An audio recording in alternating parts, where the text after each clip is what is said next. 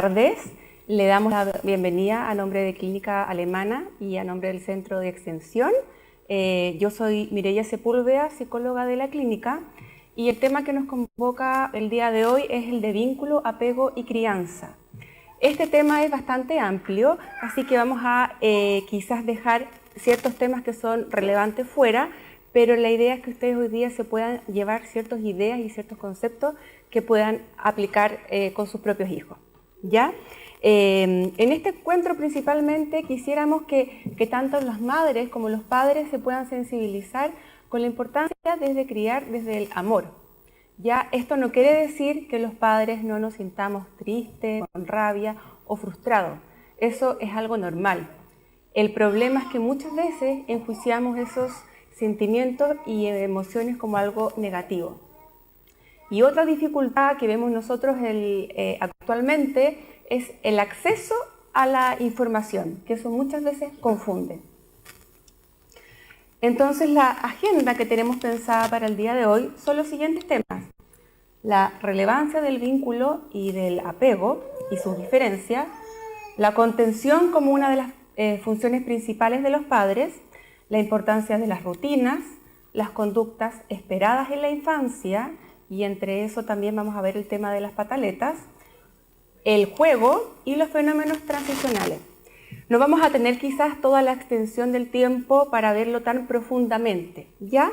Y al final vamos a tener tiempo para hacer espacio para las preguntas. Entonces vamos a comenzar. ¿Por qué se habla de la revolución del apego? Probablemente nosotros ya estamos familiarizados con este concepto, ¿cierto? Pero en los años 50 y 60 esto fue algo tremendamente nuevo, y fue un psiquiatra y psicoanalista inglés, John Bowlby, que comenzó a hacer sus estudios en bebés pequeños. Y él empezó a darse cuenta que los bebés muy tempranamente establecían una relación de cercanía con sus cuidadores. Principalmente él habla de la madre, ¿ya? Pero es muy importante incluir al padre también.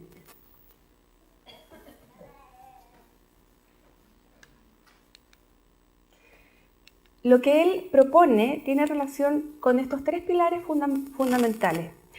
A partir de sus observaciones, él se da cuenta que un bebé cuando nace tiene una motivación primaria. Y esta es que busca aproximarse hacia un adulto que lo pueda cuidar y que lo pueda contener. Cuando un bebé nace, no cuenta con las capacidades para alimentarse por sí mismo, para vestirse, para calmarse, ¿cierto? Entonces se plantea que esto es una motivación innata y que es primaria y que es propio de todos los seres humanos. Y esto es sumamente significativo porque tiene que ver justamente con la supervivencia física y psíquica o emocional. Porque si no cuento con alguien que me pueda proteger, que me pueda dar alimento y sostén físico, lo más probable es que ese bebé no pueda sobrevivir, ¿cierto? Y entonces él observó ciertas conductas de apego que se expresan justamente cuando un bebé se ve expuesto en una situación de estrés. Una situación de estrés puede ser, por ejemplo, cuando el niño percibe cierta tensión. Por ejemplo, tiene hambre o tiene frío, entonces este niño despliega una conducta para llamar la atención de esta persona que es significativa para él. ¿Y cuáles son estas conductas? Lo que probablemente todos hemos podido ver: sonreír, llorar, alzar los brazos, ¿cierto? Algo que es sumamente significativo y que Bowlby observó es que justamente el apego y la conducta exploratoria son algo complementario. ¿Qué quiere decir esto? Que un niño que se siente seguro, querido, tiene la suficiente confianza para ir tomando distancia de sus padres. Un ejemplo de esto tiene que ver, por ejemplo, cuando el niño gatea, ¿ya? Para los que ya tienen hijos. Entonces, la mamá o el papá están sentados y el niño comienza a desplazarse. Y al poquito rato se da vuelta para buscar la mirada de su madre, ¿cierto? Esta es una mirada que justamente le da confianza y le da aprobación. Pero si nuestra mirada es de susto, es de miedo, porque te puedes caer, porque eres muy chiquitito, el niño justamente se inseguriza. Por eso es tan importante que podamos fomentar un vínculo de apego seguro con nuestros niños para que él pueda ir en busca de lo novedoso, pueda explorar. En lo que plantea Bowlby se dan dos principios que son fundamentales. El primero tiene que ver que el bebé humano va a buscar siempre la proximidad, va a estar buscando activamente poder estar en contacto con esta persona que es significativa para él. Por lo tanto, si se separa, él va a desplegar estas conductas de apego, porque no se siente cómodo. Y lo segundo es que en la medida que esta persona sea confiable para él va a ir animándose a tomar distancia, porque puede internalizar esta relación que lo hace sentir confiado. Por lo tanto, puede ir a descubrir el mundo, el medio ambiente, ir a jugar, ¿cierto? Entonces, como dije antes, apego, conducta exploratoria son complementarias. Desde que Bowlby plantó la teoría del apego hasta el día de hoy, han aparecido múltiples estudios e investigaciones.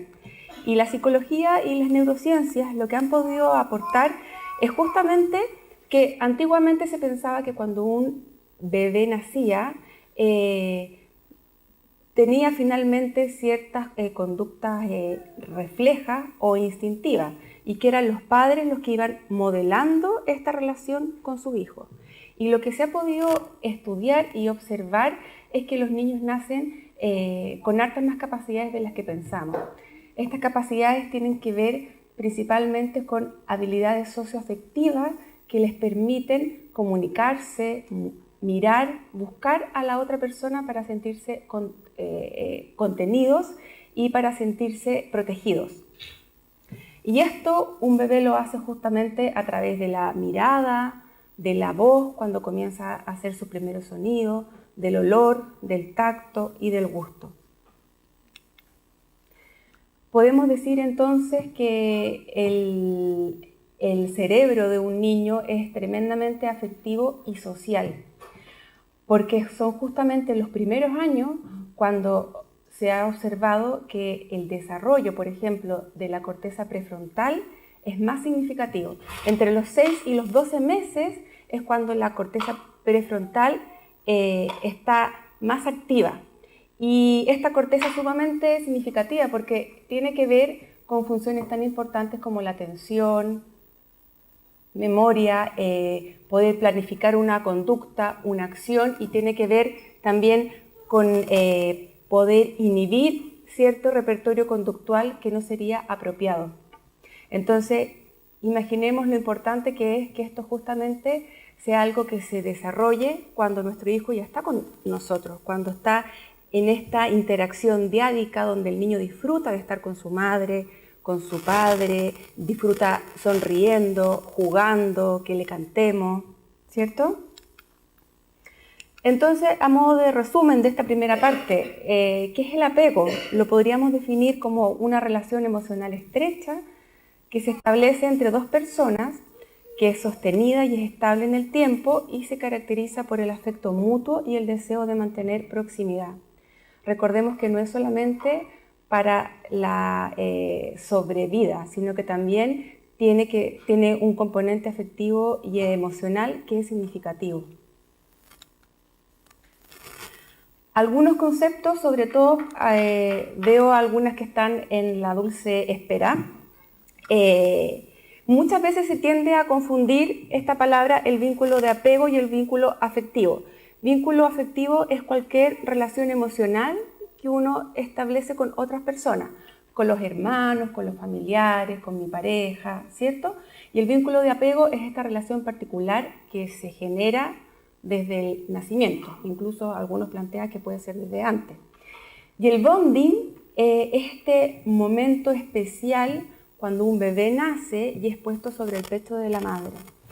Y es un momento sumamente significativo porque las que han podido tener hijos podrán recordar que el bebé en ese momento está muy activo, busca la mirada de su madre, se acopla al pecho, puede succionar, ¿cierto?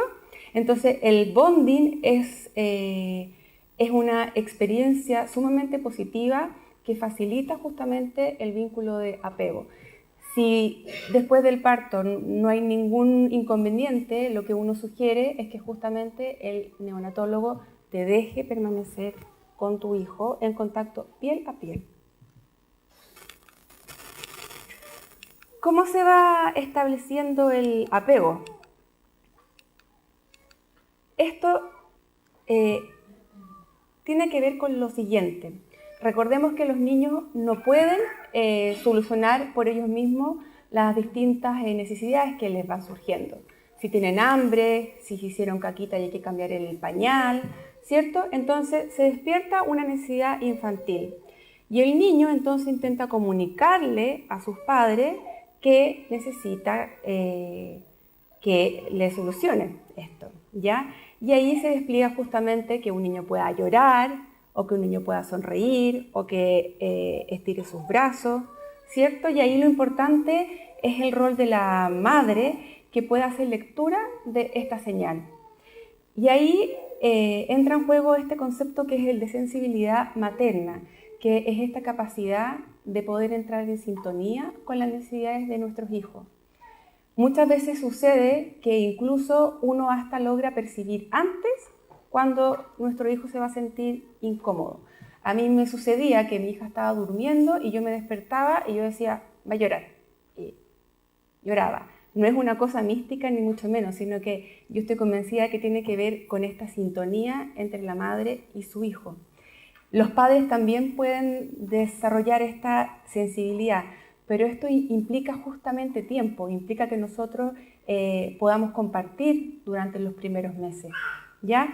Una vez que la madre lee esta señal, puede responder de una manera pronta y adecuada, y así puede calmar justamente este malestar.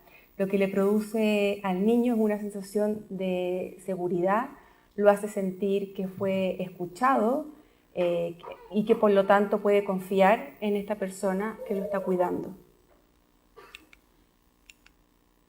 Pero hay veces en que la sintonía falla. Entonces volvemos al mismo circuito donde hay una necesidad infantil, por ejemplo, tengo frío o tengo un gas, ¿cierto? El niño trata de comunicar esto a su madre con las habilidades que él posee, pero puede existir una dificultad en la madre de hacer lectura. Un clásico ejemplo, como para que les quede claro, es cuando existe depresión materna. Ya cuando la madre está deprimida, le va a costar más poder entrar en sintonía con su propio hijo. Y eso provoca que entonces yo no sea tan asertiva para calmar esta necesidad. Y esto va generando en mi hijo una sensación de inseguridad o de malestar o de frustración. También podría existir una dificultad en que el niño no nos pueda comunicar.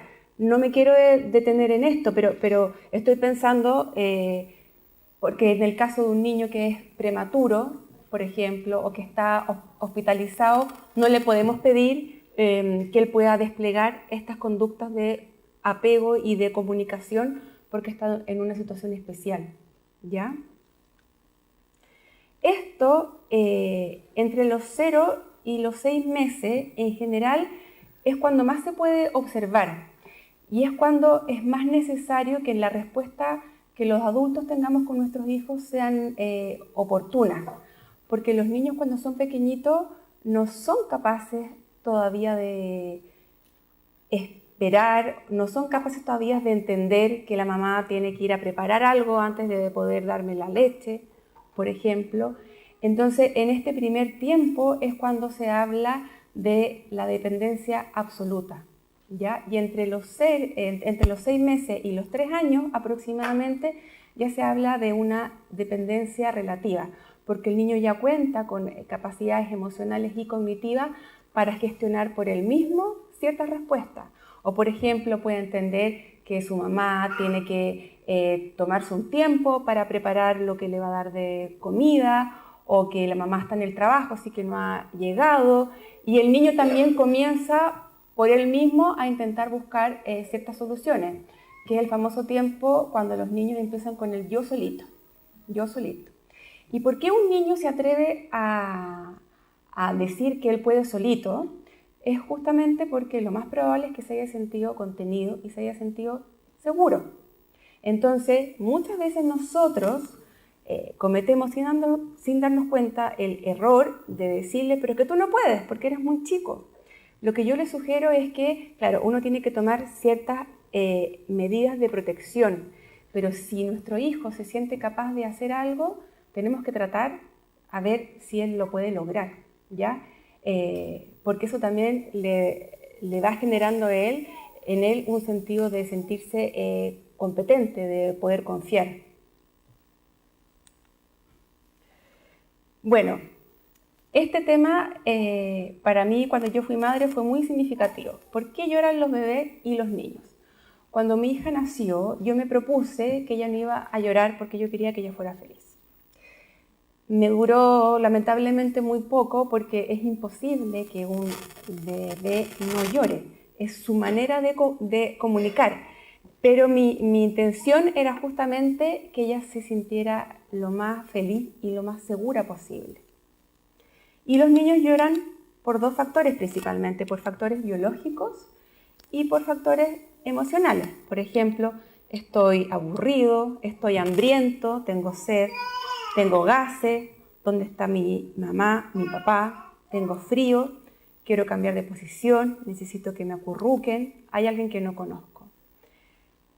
Y nosotros debemos ser empáticos porque estos son razones sumamente importantes por las cuales un niño llora, ¿ya? Y no tenemos que subestimar y pensar que nuestro hijo quizás está llorando para manipularlos o conseguir algo. Eso es súper importante porque muchas veces atribuimos al llanto una conducta, ¿cierto? Y lo que nuestro hijo quiere es poder comunicarse. Y aquí surge algo que es muy bonito, que es la importancia de la contención, que es esta envoltura afectiva.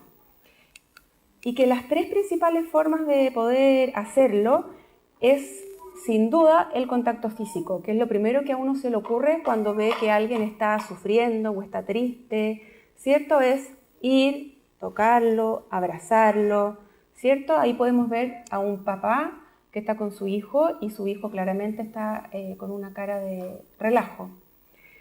La otra manera de ejercer la contención es el contacto visual. El poder de la mirada es tremendamente profundo. Por ejemplo, en este caso vemos como un niño ante una situación nueva, como estar en el agua, sí puede estar relajado y sí lo puede disfrutar. Probablemente se dio cuenta que había un ambiente que era húmedo, que el agua a lo mejor estaba fría o estaba calentita, pero el papá ahí lo que intenta justamente a través de sus ojos, de cómo lo está mirando, es poder contenerlo y que este niño se pueda sentir tranquilo. Y la vocalización a través de las entonaciones y de la palabra es otra forma que tenemos justamente para poder contener. Un clásico ejemplo de la contención, volviendo con el ejemplo del gateo, tiene que ver, por ejemplo, cuando nuestro hijo ya puede caminar y se está animando a soltarse de los muebles para dar los primeros pasitos, ¿cierto? Y también sucede que se va a dar vueltas y no va a querer mirar. Y si nosotros le devolvemos con nuestros ojos la sensación de que tú puedes, dale, camina, lo más probable es que se vuelva a girar y lo intente. Pero si yo pongo cara de susto, mi hijo se va a sentar, ¿cierto? También sucede esto cuando un niño se cae. Cuando un niño se cae, antes de llorar, lo primero que hace es mirar, ¿cierto? Y si el rostro de uno es de ¡ah!, el niño llora. Y si uno también tiene, por el contrario, como este rostro de mi amor, te caíste, ven para acá, que te puedo tomar en brazo, pero lo miramos de una manera tranquila, lo más probable es que ese niño también llore, porque puede que le haya dolido.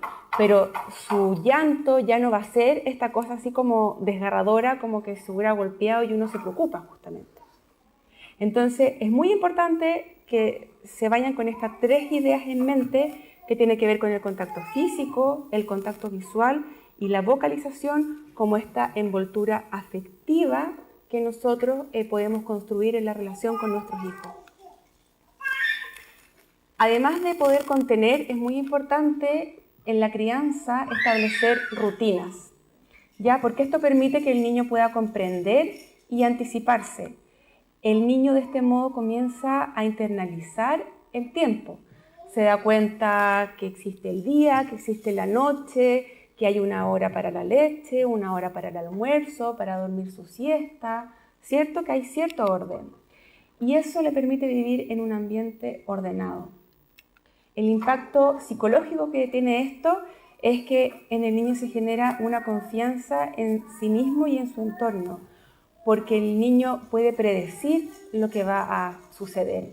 Uno puede ver, por ejemplo, cómo cuando son pequeñitos los niños tienen hambre y lloran y la mamá corre para llevar su comida prontamente. Pero una vez que el niño empieza a internalizar que efectivamente hay un orden y que la comida llega, se queda sentado en su sillita y puede ver cómo su mamá se pasea de un lado para otro hasta que le sirve el plato. Pasemos ahora a las conductas esperadas en la infancia. ¿Cómo son nuestros niños? A los niños les gusta moverse, les gusta expresar lo que sienten y piensan de una manera intensa, les gusta hacer preguntas, quiere que su mamá y su papá los miren constantemente y lo hacen saber. Les gusta experimentar, les gusta ensuciarse, no siempre saben lo que quieren, les gusta tocarlo todo, les gusta jugar y no se cansan de hacerlo. Hay muchas otras más conductas que podríamos enunciar, pero justamente esto tiene que ver con que muchas veces pasa que nosotros los padres restringimos de cierto modo las conductas y el movimiento de nuestro hijo cuando en el fondo nos está siendo difícil darnos cuenta que lo que él está haciendo es algo normal. Ejemplos. Vamos a un restaurante y nuestra hija de 2 años y medio dice, quiero comer tal cosa. Y le llega el plato y dice, es que ya no quiero eso. ¿Ya? Y uno se puede enojar. Y en el fondo no es que ella haya querido hacernos pasar un mal rato, sino que todavía no logra darse cuenta como del impacto que tiene el que ella decida algo, ¿cierto? Lo que yo les decía antes, que los niños quieren que los miremos constantemente.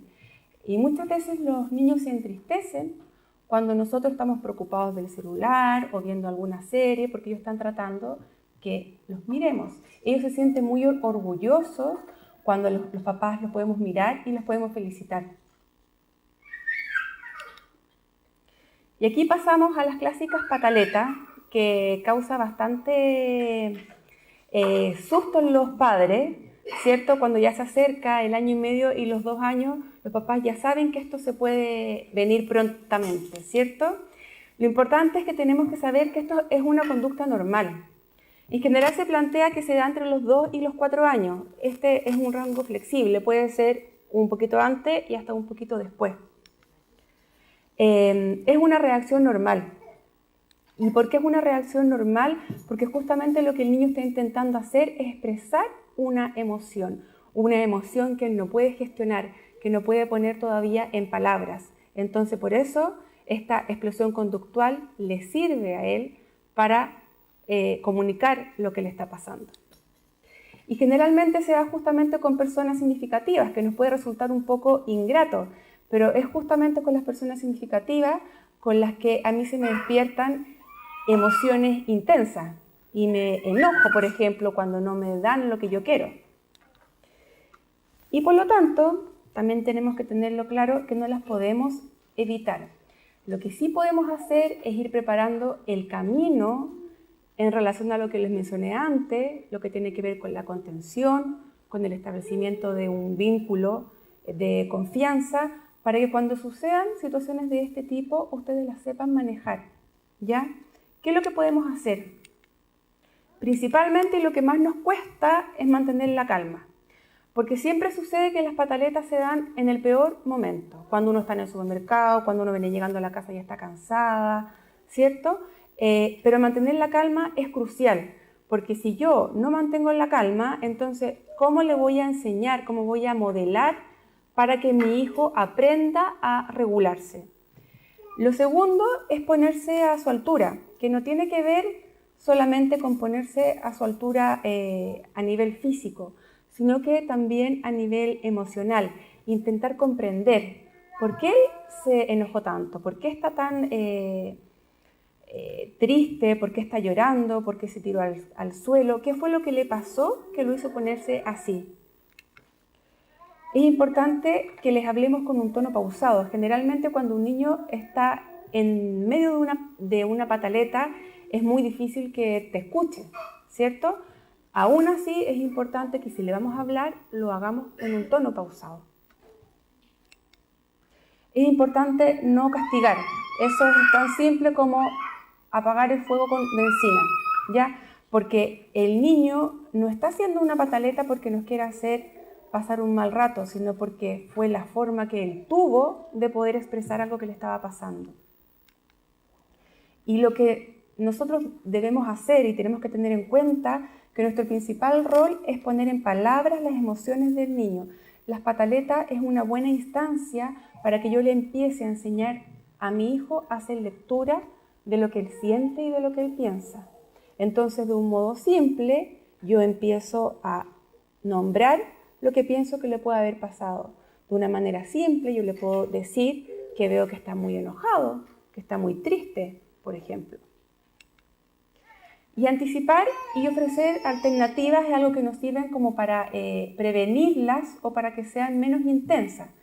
Por ejemplo, si sabemos que ir al supermercado es una lluvia de estímulos, donde los niños nos van a pedir algún juguete o algo para comer, tenemos que anticipar. Y por ejemplo, sirve que le contemos a nuestro hijo que vamos a ir al supermercado, que vamos a ir con él, que vamos a ir a comprar tales cosas, que no podemos comprar lo que él quiera, ¿cierto? Y que quizás él puede llevar algún juguete para que se pueda entretener, ¿ya? Y ofrecer alternativas. Ahora cuando venía para acá pude ver un ejemplo súper gráfico. Había una niñita de unos 2 años en un coche que estaba jugando con un objeto, no alcancé a ver qué era, pero se lo estaba echando a su boca. Y claramente su mamá identificó que eso era algo peligroso. Entonces se lo pidió y la niñita se echó para atrás y empezó a hacer una pataleta, como por así decirlo, y la mamá lo que hizo fue ofrecerle alternativas. Te cambio esto que tienes por este otro juguete que con esto sí puedes jugar. Y entonces ahí la niñita se calmó y pudieron continuar. Vamos a ver ahora lo que una niña de 7 años nos puede contar, ¿ya? Se le preguntó si ella había hecho pataletas cuando pequeña y qué es lo que cambió ahora. Sí, hacía pataleta. ¿Y qué es lo que cambió? ¿Por qué ahora ya no haces pataleta? Porque cuando yo era más chiquitita no me salían tan bien las palabras, porque todavía no podía también explicar las cosas que me pasaban, pero a medida que yo iba creciendo, mis papás me entendían más, yo podía explicarlo mejor y se entendía más lo que yo decía. Intercambio cuando yo era más chiquitita, como que me costaba decir lo que sentía, lo que quería. Súper claro que cuando chica sí hacía pataleta, probablemente no se acuerda, porque los niños suelen guardar en una memoria implícita lo que sucedió antes de los 5 años. Pero ¿por qué ella puede dar cuenta que sí hacía pataleta? Porque es algo que ha conversado con su madre, ¿cierto? ¿Y por qué lo conversan? Porque eso le sirve para mostrarle, hija, tú eres capaz de gestionar lo que te está pasando. Cuando tienes rabia y eras chiquitita te pasaba tal cosa. Y ahora, por ejemplo, a ti se te ocurrió tal solución, como buscarme a mí, buscar al papá, irte a algún lugar tranquilo. Y ella también se da cuenta que ahora a través de su lenguaje puede expresar lo que está sintiendo y lo que está pensando?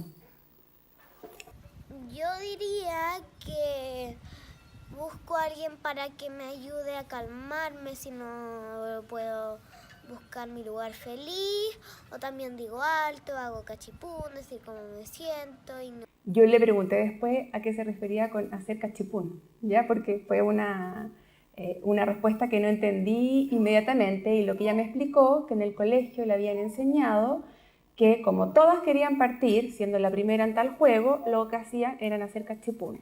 Entonces también cuando se enojaba con alguna amiga, para poder solucionar y quién hablaba primero, hacían cachipún. Y entonces ahí uno se da cuenta cómo a través del mismo juego los niños van buscando sus propias soluciones, ¿cierto? Y también lo que ella menciona, que a mí me hace sentir como tan contenta con su respuesta, que ella dice buscar a alguien, o si no, buscar mi lugar feliz. Y los niños tienen esta capacidad de ser creativos y de fantasear y de imaginar, y ella probablemente se va a un espacio de su pieza, algún rincón donde trata de estar tranquila. Y la última pregunta que se le hace es, ¿qué te hace feliz? ¿Qué te gusta hacer? Me gusta estar con mis papás, cocinar, que me hagan cosquillas, me gusta ir a jugar con mis muñecas, hacer la bicicleta. Ya, no sé si se dan cuenta que tampoco está pauteado, que su primera respuesta fue estar con mis papás.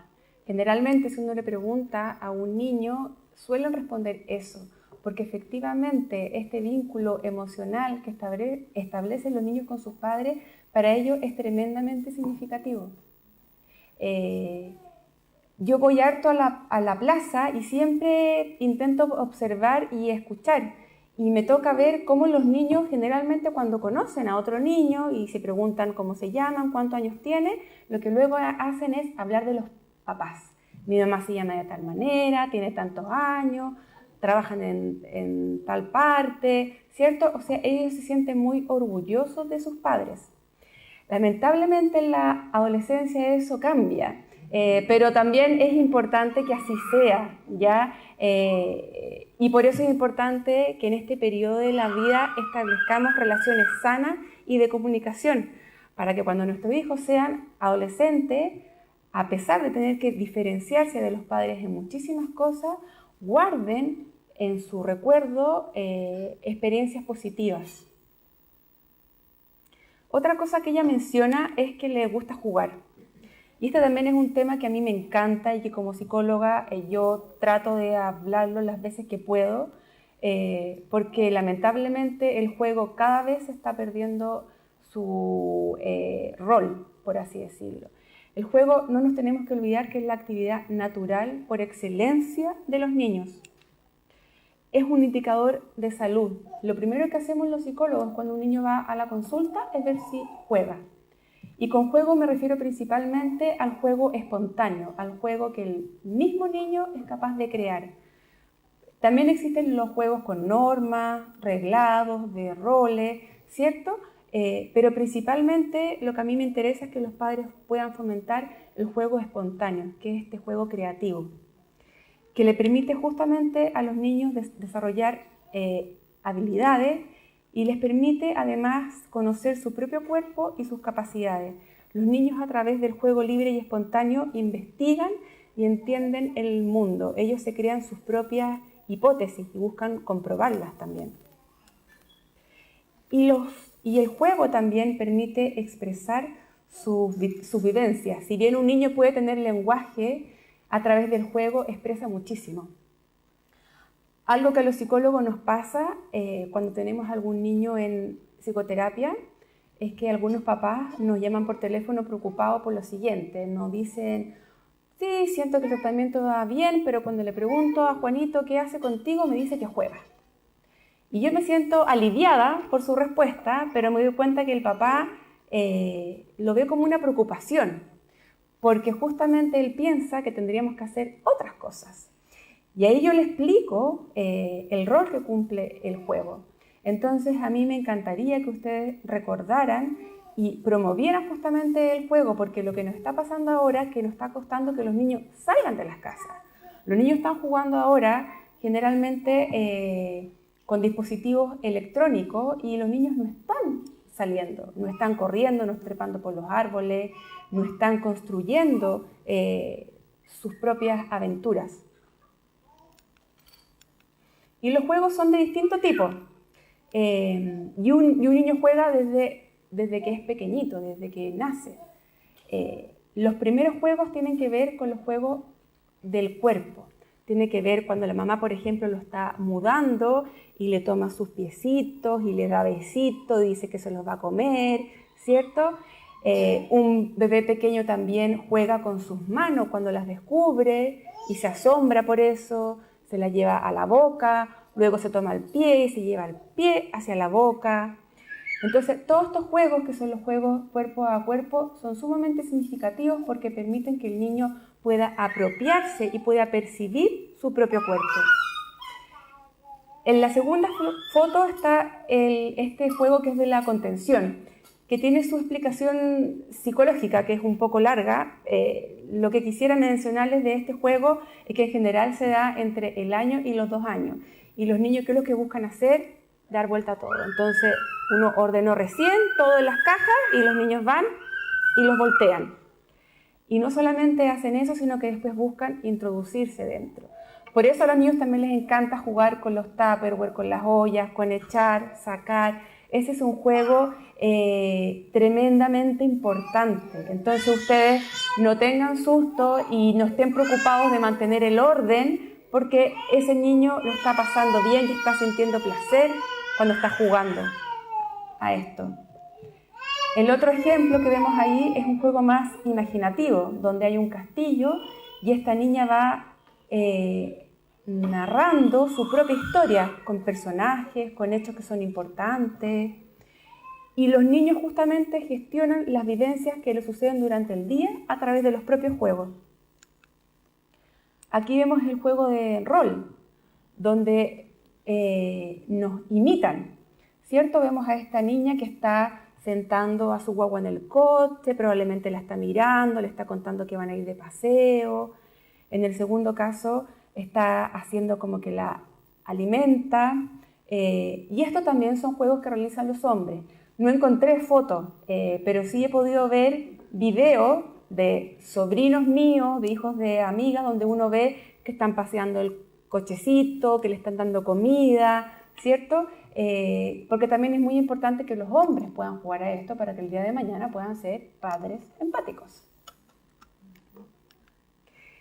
Y el tercer ejemplo es este juego creativo, que este también es tremendamente fundamental porque permite a partir de un material que el niño haga su propia creación. No hay nada más satisfactorio para un niño que mostrarnos su obra de arte, porque él se siente el gestor de ese proyecto y se siente totalmente orgulloso de lo que él hizo. Otro tipo de juegos que son tremendamente significativos son los juegos al aire libre, ¿cierto? El clásico ir a saltar en el charco de agua luego de la lluvia. Ahora que los niños ven Pepa, también ellos le dicen el charco, ¿cierto? El charco de lodo. Que los niños jueguen observando las flores, buscando bichitos. Yo recuerdo cuando era pequeña que le hacía casita a los chanchitos de tierra, ¿cierto? Entonces, todos esos son juegos que les permite también conocer cómo es el mundo y tener un cuidado y un respeto por el medio ambiente. Y el último ejemplo es algo tan simple como salir a la calle y con tiza hacer dibujos, hacer trazos, inventar. Esos son los juegos que ojalá nuestros hijos pudieran realizar. No es que la tecnología en sí mismo sea algo malo, el punto es cómo la estamos usando. Ya en general lo que se aconseja es que antes de los 2 años los niños no estén expuestos al celular, ni al iPad, ni al tablet. Eso también puede ser motivo de otra charla, pero es muy importante que si bien va a implicar más compromiso de parte de ustedes, más tiempo, intencionar estos juegos que son los que les permite justamente a los niños conocerse, conocer su propio cuerpo, conocer sus capacidades y conocer el mundo. Y algo que está relacionado con el juego también son los famosos objetos transicionales. No sé si los han escuchado, ya porque este es como el nombre técnico, pero es el típico osito de peluche o el tuto, ¿ya? Y un pediatra inglés observó esto y creó una propuesta teórica que es muy linda, que permite entender por qué para los niños son tan importantes estos objetos transicionales. Estos objetos transicionales generalmente lo que representan es esta relación del niño con su madre o con su padre. El niño, después de los 6 meses, en general entre los 8 o 9 meses, ya puede empezar a representar internamente a su madre y a su padre. Entonces, este tuto o este osito representa esa relación y por lo tanto es un objeto que lo calma, que lo hace sentir bien, y el niño genera una relación afectiva con este objeto. Incluso se da que muchas veces este tuto es tan preciado que uno no puede irse de vacaciones sin el tuto, ¿cierto? O si uno lo lava, el tuto también pierde esta característica porque pierde su olor. Hay algunos niños que no les importa que el tuto se lave o que se vaya cambiando, no hay una sola regla. En psicología siempre las cosas son súper flexibles, ¿ya? Y muchas veces los niños buscan espontáneamente estos objetos. Uno ve que están tratando de quedarse dormidos y toman la sábana o toman el pelo de la mamá. Y eso es algo que es importante, no necesariamente es un objeto, sino que se habla también del fenómeno transicional, que tiene que ver con cuando uno le está cantando, cuando uno lo mece y lo hace dormir con un golpecito. Entonces, no se asusten si su hijo no tiene un objeto así especial que sea significativo, porque no todos los niños lo tienen. Pero lo que sí sucede es que los niños necesitan, para poder tomar distancia de sus padres, construir una relación significativa con un objeto o con una rutina que le permita calmarse. Algo que escapa un poco al objeto transicional, pero quisiera aprovechar de mencionárselo, es el uso del chupete, ¿cierto? ¿Y qué pasa muchas veces con el chupete? Que se nos ocurre quizás quitárselo de un modo brusco, porque el dentista nos dijo que ya no es tiempo, ¿cierto? Que le puede provocar algún problema.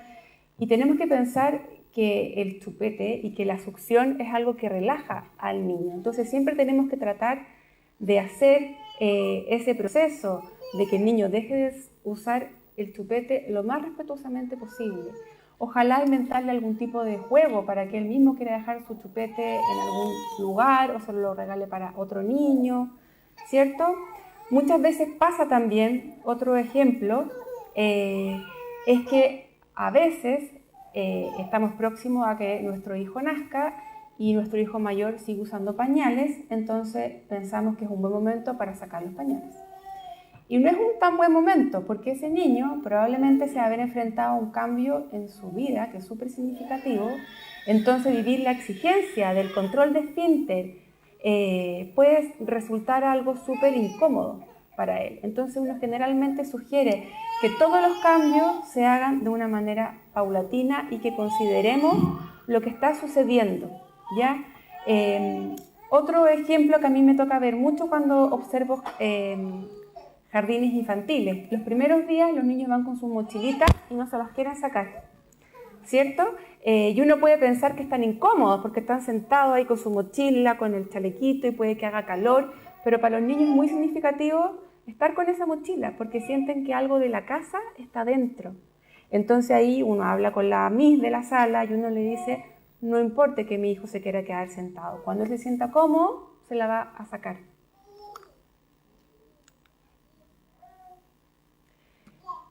Y algo que también me pareció súper significativo para presentarles el día de hoy, que en general todo lo que hemos hablado tiene que ver con la importancia de las emociones, del afecto, con el establecimiento de vínculos seguros, que sean confiables, y que eso es un tema de la salud mental, se podría decir de la psicología y de la psiquiatría. Pero podemos ir incluso con este mismo tema más allá de la salud mental. Y encontramos, por ejemplo, hay una pediatra que la pueden buscar, ella tiene una charla TED que es muy interesante, donde ella como pediatra se interesó en estudiar los efectos de los traumas infantiles y del estrés. Entonces lo que ella hizo fue revisar la historia de sujetos adultos que habían referido haber estado expuestos en la infancia a situaciones traumáticas o estresantes y los correlacionó con su historial médico. Y lo que ella encontró es que a mayor estrés en la infancia, mayor probabilidad de tener enfermedades médicas. Y entonces esto a ella le llamó la atención, porque entonces el bienestar emocional no tiene un impacto solamente a nivel de la salud mental, sino que también a nivel físico. ¿Y por qué pasa esto? Porque un niño pequeño que está sometido en situaciones de estrés empieza a estimular más cortisol. Y eso tiene un impacto en el cerebro que está en formación. Y no solamente en su sistema nervioso central, sino que también en su sistema inmunológico, hormonal. Entonces, ella plantea que la dificultad en la medicina actual y en pediatría, en este caso, es justamente poder poner atajo a estas dificultades, porque si no, nuestros niños de ahora ya vamos a saber que van a ser adultos que van a tener más propensión a tener enfermedades como hipertensión, enfermedades cardíacas, cáncer.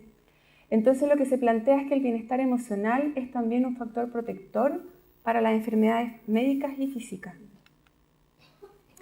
Y a mí me resulta muy lindo volver a pensar y estar convencida que la crianza con amor es la mejor manera que tenemos de apoyar el desarrollo de nuestros hijos.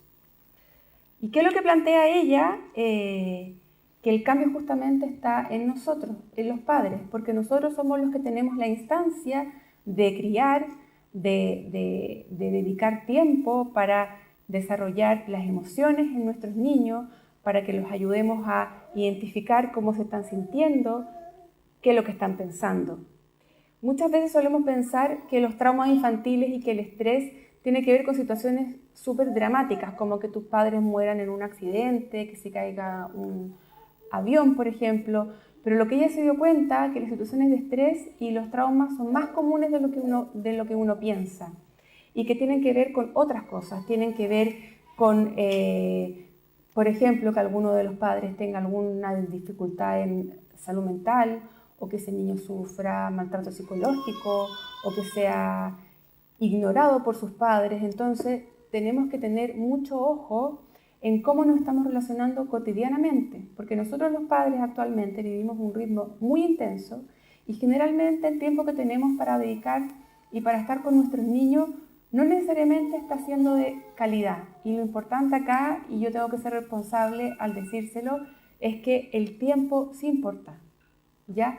Quizá después de los primeros años es más la calidad que el tiempo, pero en los primeros años el tiempo físico y este contacto es fundamental.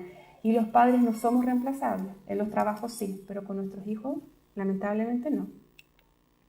Como conclusiones entonces, los niños desde el momento de nacer necesitan contar con la disponibilidad de un cuidador, que más que un cuidador es una persona que les genera confianza, que lo hace sentirse querido.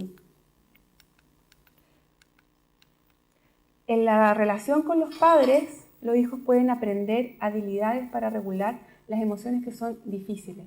Por eso tienen que ver las pataletas como una oportunidad, más que como un problema. Y esta relación, como mencioné antes, se construye en lo cotidiano. Cada momento es una oportunidad para vincularnos afectivamente con nuestros hijos. Cuando le damos de comer, cuando los bañamos, cuando les enseñamos a andar en bicicleta, cuando los vamos a dejar al colegio, cuando los amamantamos, cuando les cambiamos los pañales. Y esto será protector en el futuro. Y para terminar, esta imagen que grafica, yo creo, todo lo que hemos expuesto el día de hoy, que la vida no viene con un manual de instrucciones, viene con una mamá, un papá y una familia. Por lo tanto, no tenemos que esperar ser los padres perfectos. Winnicott, este pediatra inglés, lo que planteaba que un niño necesita una madre suficientemente buena, no una mamá perfecta, porque si buscamos ser perfectos y nos empezamos a comparar, lo más probable es que nos frustremos, y lo que necesitamos es poder disfrutar del hecho de ser madres y padres. Muchísimas gracias. Vamos a dar por cerrada la charla y vamos a despedirnos también de las personas que nos están acompañando vía streaming.